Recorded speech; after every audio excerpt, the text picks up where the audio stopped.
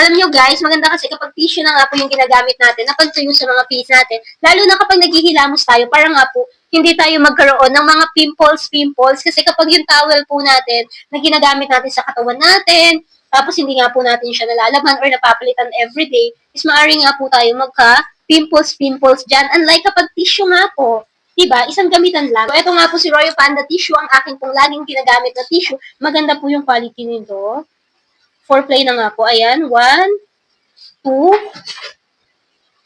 3, 3, 4. 4 play po ito. Kaya naman, kahit basa po yung face nyo, kapag ginanyan-ganyan nyo po, hindi po ito basta maglulusob-lusob or maghihimul-himulumol katulad ng ibang mga tissue na mga mumurahin lang, pero hindi naman quality. Unlike dito, affordable na, pero grabe yung quality. Kaya naman, ang ganda po nito ni Royal Panda Tissue.